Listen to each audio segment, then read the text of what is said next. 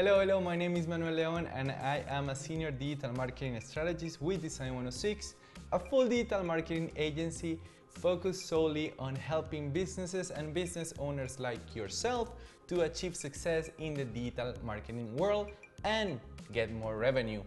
Today, we are going to talk about 3 main ways of driving traffic to your website. But first thing first, make sure you click the subscribe button and subscribe to this channel. Click the notification bell in order to never miss a single video. Comment in the comment box below if you have questions or just comments, and share this video if you think this information is helpful and useful for you or others. Now, let's get started. So in this episode, I wanted to talk a little bit about how to drive traffic to your website. And for that, I'm going to use a non-digital metaphor. Let's say you just opened your store, a brand new store, where you sell amazing products that your audience need to buy. And your store is beautiful and you invested a lot of money and resources into it, and your products are great and there is awesome customer service. But turns out that your store is not located in the main street of the town. It's a little further out, so there is not much foot traffic as you would want to. So what are you supposed to do in order to drive traffic to your store? In the real world, you'll probably put up a billboard or do some flyers or create a poster and paste it around town, or even a radio ad, right? Well, in the digital world, it works similarly. The difference is that instead of a store, you have a website, which is basically your digital store, and you need to use the resources of the digital world in order to drive traffic into it. For that, there are 3 main channels that you can use, and I'm going to talk about them first so you guys can understand the difference, because it's important. There is organic media, there is paid media, and there is owned media. And these 3 things are very effective in their own sense, in their own power, but they are very different. So let's dig in, and let's begin with organic media. So when we talk about organic media, we basically want to mean SEO, organic SEO. And I've talked about this in different videos. Make sure to check out our other videos. I will leave some in the description of this video so you can check out and see what I am referring when I talked about organic SEO versus paid SEO. Organic SEO, it's important because it allows your customers to engage with your content, engage with your website, allows them to find you in Google, and the results for organic SEO last a long time. But like I've said in different videos, you have to make sure that you're disciplined, constant, and consistent with the content creation. That's why it's called organic, aka free. Because even though it is free, it costs time and it can cost money if you don't have the time to do it yourself, which most likely you won't. If you're a business owner, an entrepreneur, a boss, you won't have the time to sit down and write endless articles consistently, do keyword research, optimize your website, so on and so forth, all the things that need to happen in order to achieve organic SEO. However, organic SEO, it is one of the main and most effective and important channels to drive traffic to your website. Do not leave it behind. Make sure you're always creating consistent content. And remember, if content is king, distribution is queen. So you can use the content that you create for organic SEO as an organic media to be distributed among other channels that will in return help you drive traffic back to your website. So that's the first one, organic media, SEO. The second main channel in order to drive traffic to your website, it's paid media. So what is paid media? It's exactly that, attention that you pay for. And within paid media, you have many and different options. It goes from Google advertising or Google ads or AdWords as they used to be called, to paid campaigns on social media like Facebook, Instagram, LinkedIn, YouTube, and you can even include things like, for example, a radio spot.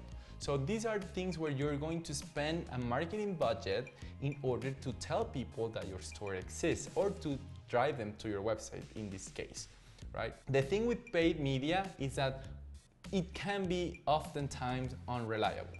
What happens is that paid media might be very effective for a little while, depending on a season. Let's say if you're having a seasonal product, you might pay for ads and advertising on social media, and the radio, and the TV, and YouTube, and sell a lot. But then after the season is over, your ad is kind of like going to fizzle out. So you might want to update it, and it requires a constant budget depending on how far you want to stretch your paid media, whether you're going to do just a simple Facebook or Instagram campaign, or if you're going to do all the way with a PR campaign where you have ads on TV, radio, social media, like big companies do, right? Like for example, for the Super Bowl, that's a good example of paid media. It really is going to depend on your budget and if it is sustainable. Now, the thing with paid media, like I mentioned, is although it's very effective in order to track as far as you can see how the conversions were, how many people is looking at your ads, are they buying or not buying, it's not going to be as effective into conversions. So all the pool that is going to have for your campaign is gonna come from the ad itself.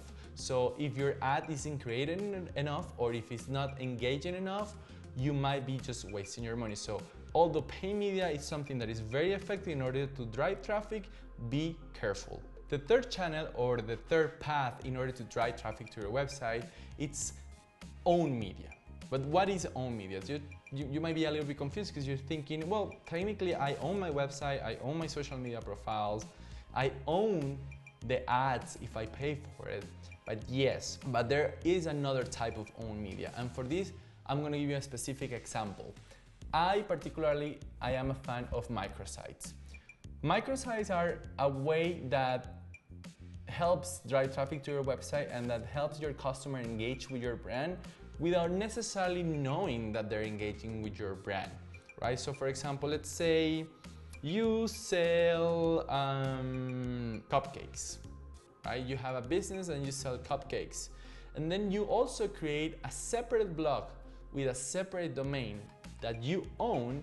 And this blog is not about cupcakes. This blog might be about mixers. In this blog, you review mixers, you talk about mixers. So it's a completely different topic, but people who are driven towards that microsite might feel engaged to then click within that microsite and go to your actual website. So for example, you might say in one of your blogs about mixers, I like this particular mixer because I can achieve better results when I'm baking my cupcakes. If you want to see those results, or you want to try those cupcakes, or you want to see my recipe for chocolate chip cupcakes, make sure you click in this link, and then that way you will be funneling people who come for one purpose to another purpose within your website. And you own both websites. So this is kind of like owned media. There are different ways of having owned media, and they all require work. It's not as simple as the organic media, which is free, which is like SEO. This also requires a combination of SEO, maybe social media channels that are being managed, so on and so forth. But the point is that it's a separate entity from your own brand that is somehow connected to it, and the user may or may not realize that they're connected. So for example, Procter & Gamble. They have their main website for Procter & Gamble, but they also have a microsite that is about lifestyle. So in their microsites, they'll talk about recipes and products and life hacks and things that are of interest and useful for their viewers there. And all these things will feature somehow or somewhere a Procter & Gamble product. So you see how these things are related? So basically those are the three main ways of driving traffic to your website, and they can take within those big balls, they can take different shapes and different elements. You have organic, you have paid, and you have owned. And it's a matter of being creative in order to determine which one will work better for your business and which one will work better for your budget. If you're having issues on determining that, well, it's very simple. Go and check out the video that I did about how to plan a digital marketing strategy, or even better, visit our website, www.design106.com, and schedule a consultation with me, and I'll be happy to help. For now, remember to smash the subscribe button, click the notification bell in order to never miss a single video, and see you in the next episode. Bye.